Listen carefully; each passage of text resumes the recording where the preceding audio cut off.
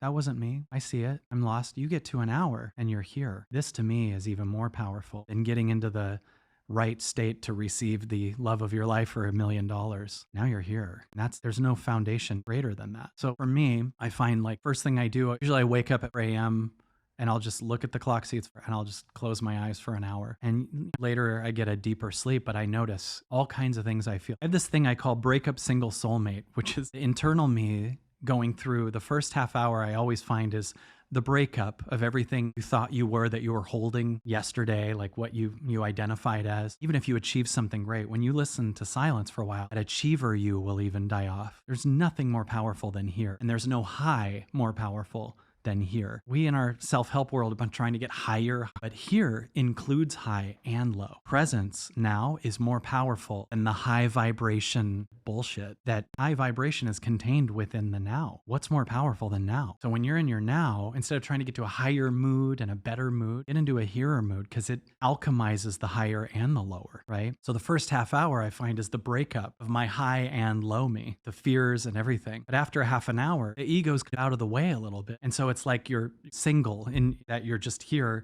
In the next 15 minutes, you just feel this open-ended thing. And then I find the next 15 minutes I call soulmate, breakup single soulmate. Because after you've cleared the energy after 45 minutes, it's almost always, it was even today, at 46 minutes. For some reason, I'm hitting 46 minutes where revelation or like a soul level idea or the answer or the next level shows up.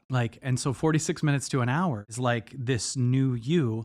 You move from being the ego you that's so attached to external circumstances going your way to the God you that's fine with whatever, which accidentally manifests magical circumstances. You'd rather be connected to the God you versus the one that needs other people's egos to approve of you, right? So a lot of us are enslaved to, I gotta be the best of what people see me as, but they're full of their egos. I don't wanna be what they see really good. I would rather be what God sees. God loves all of you. God loves your shame, your fear, everything. So imagine the end or the slow shedding through the constant practice of that, of someone's approval being positive, being the highest goal, or 10-figure business being the highest goal. Imagine your wholeness being that you're here and you just feeling a love that is not addicted to circumstances.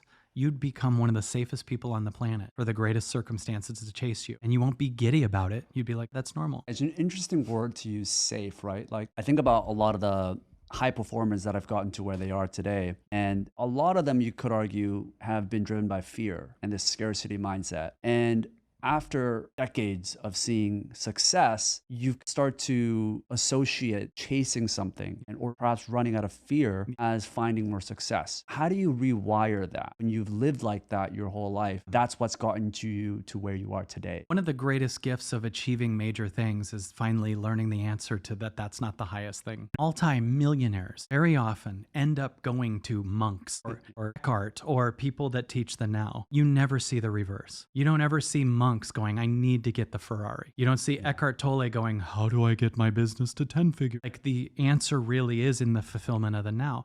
That's truly the highest. So there is a strive thing that you can hear in certain content. It's like, you gotta be number one. And it's like, they get it and they get that. And then there's a total enslavement going, what's next? How do I keep it going? And you start to realize it's still all being made to happen out of some deep fear. I promise you, the greatest striver in the world has some deep fear of being exposed as not enough, or their mom saying, I told you so when they were a kid or something. I find that what's trying to happen is those deep wounds are coming out. That's why many people now in this time that try to achieve aren't able to do it. I've seen so many people, like I have a lot of clients be like, I'm working 60 hours a week and I can barely pay the bills. And you go, maybe that way isn't working. Maybe you at the best egoic striving isn't going to manifest nearly as much as a present you. I actually have an example of this happening to me a little over a year ago, maybe like December of 2024. I was trying to figure out something to do with my business and I was trying to figure out striving and I was thinking, I was in Sedona going, what am I going to do? I could build this business if we have an event.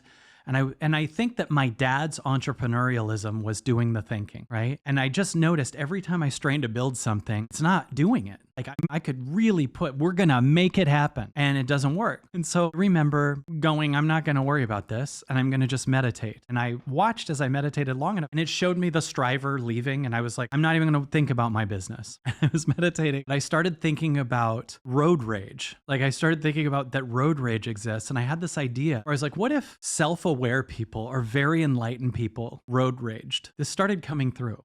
This concept of like picturing people yelling at each other, but they're taking full self-aware, enlightened accountability. So I saw this guy yelling at another guy something like, you took my parking spot and I'm under the illusion that I own something. And if you take something away from me, that I'm not enough. And he's yelling his back. And this came through as such a funny idea. And I was in Sedona and had this idea that was guided. And I called a friend of mine in Austin, JP Sears. And I don't know if you know who he is, but he's amazing. One of the greatest men I've ever met. He's one of the sweetest guys. I love JP Sears. He's been a dear friend of mine for the last 10 years. I said, I have an idea for a sketch. Would you want to shoot it? And he said, and around that time too, I got a call from a friend who had a podcast in Austin. I said to my wife, Amber, let's go to Austin. We go to Austin and we shoot out of joy, out of fun, this road rage sketch. How self-aware people road rage. And at the time I had just released a guided meditation bundle. It was 5 full-length, awesome guided meditations. It was $20. So I thought, what if I incorporate the sketch into a little ad at the end that says, with self-awareness, everything would be different. Meditate, guided meditation bundle, $20. I put the video out of sheer joy. Shooting it was only laughing and fun. There was barely a script. It was just ideas. We had so much fun shooting it. Got 0.5 million views and sold so many of the guided meditation bundles. Skyrocketed my Instagram. And while Amber and I were in Austin, we were looking around. We were like, I love it here. I want to live here. So when I let go of how do I build the business and I listened, it brought angles through joy that I would never have thought of, that suddenly rebuilt my voice, shot my followers through the roof, made a ton of money through selling guided meditation bundles that people are writing us. It's changing their life, made a totally affordable thing, and then moved to Austin. That was all in that hour meditation. My striving to make a business could not have done anything like what meditating and letting go of how do I build the business could do. And then I moved here and all of a sudden I'm on podcasts left and right and we're doing so many other things. I'm creating funny sketches more often that do really well. We make meditation bundles all the time doing this. It's just like God had a higher way than the striver. God had a more miraculous way that your ego would have never come up with. So to build the business, I had to let go of building my business. To build the business, I had to let go of a way would do it. And this is why the striver is the ego that's running from parental approval or not being enough. And it's not sustainable as much in this time. That's why a lot of people who've built multi-million-dollar businesses and keep trying to, it's not working as well. Because it's not based on truth, it's based on fear. And if the fear gets unfolded and seen, then the striver might die too, because it was only built on the solution to the fear. So if the fear dies, then the striver dies too, right? So the more you finally surrender and go, God, what do you want me to do? God's like, I'm going to do something so much cooler than your striver could have ever come up with. And do you think this message is tailored for a specific segment of the audience?